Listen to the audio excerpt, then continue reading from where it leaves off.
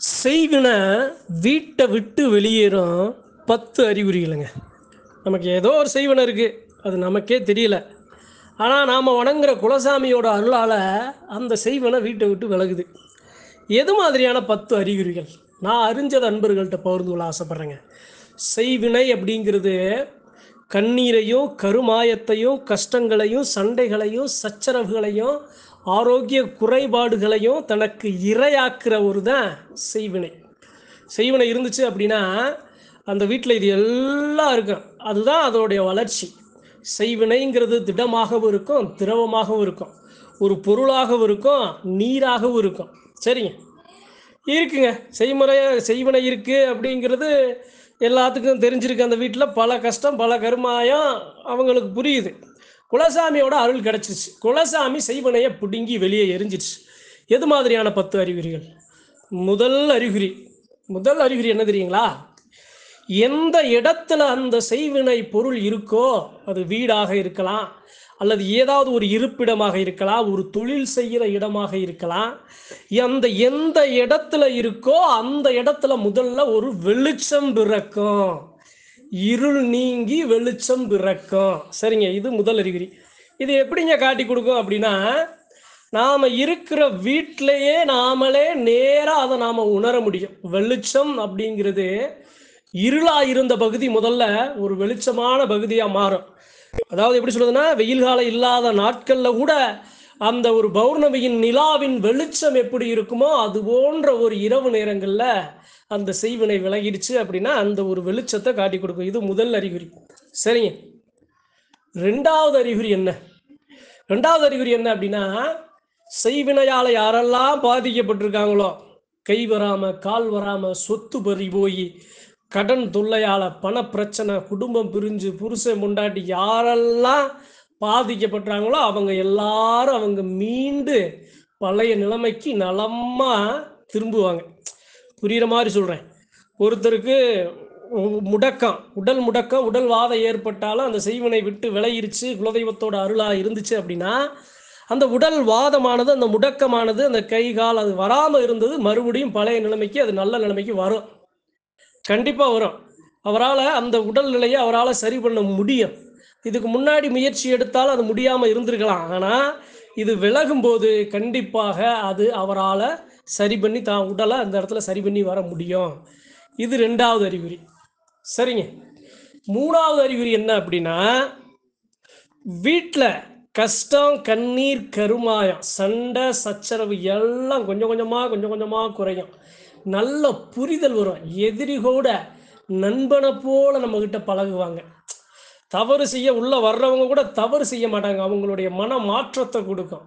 இது மூணாவது அறிகுறி.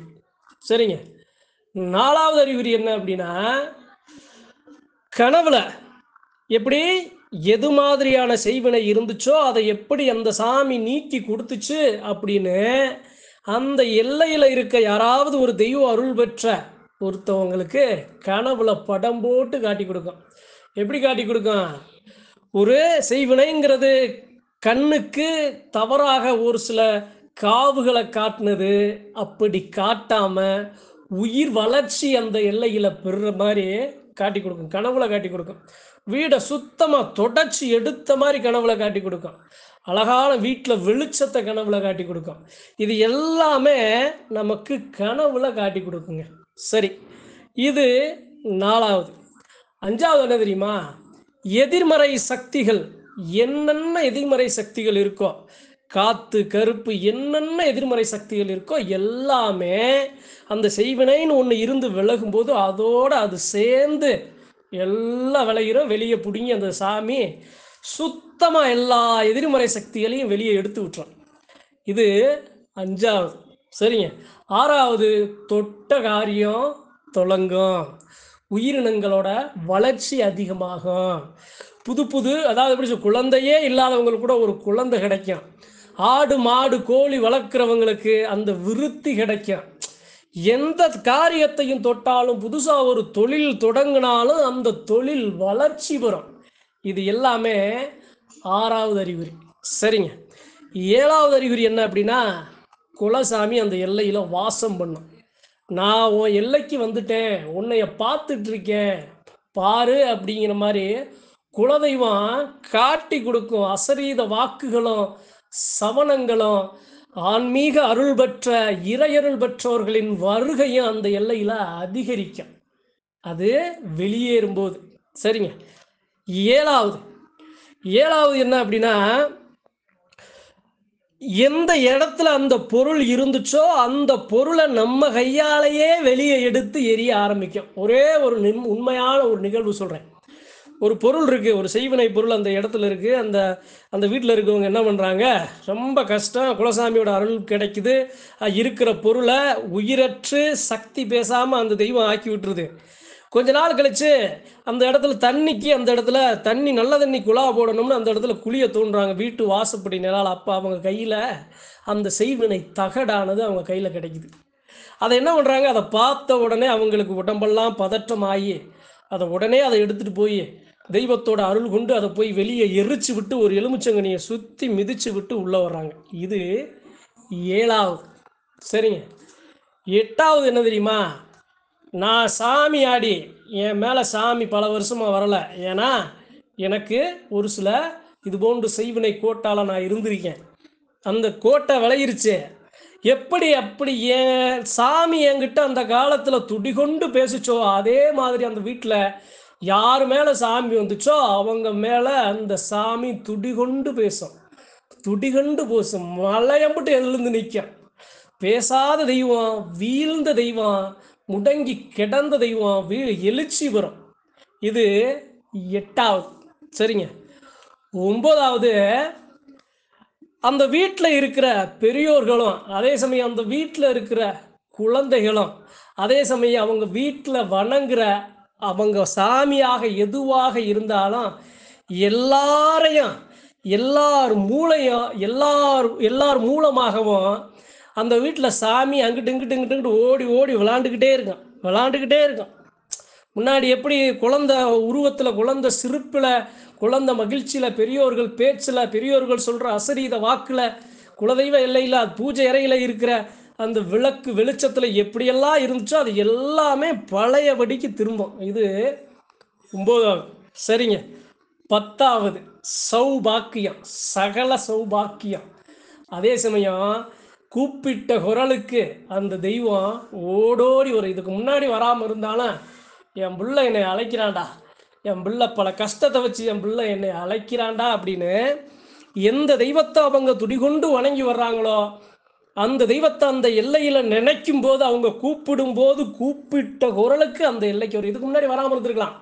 ஏன்னா மறுப்பு, அந்த செய்வினை தகடானது, அந்த எதிர்மறை சக்தியானது இறை சக்தியை, தெய்வ சக்தியை விடாமல் தடையாக இருந்ததை உடைஞ்சு அந்த சாமியை அவங்க அந்த மக்கள் கூப்பிட்ட உடனே ஓடோடி வர்ற அனைத்து சௌபாக்கியங்களையும் சகல வரங்களையும் அவங்க அழகாக அந்த குலதெய்வங்களால் கிடைக்கப்பெறுவாங்க. இது 10 அறிகுறிகள் தாங்க.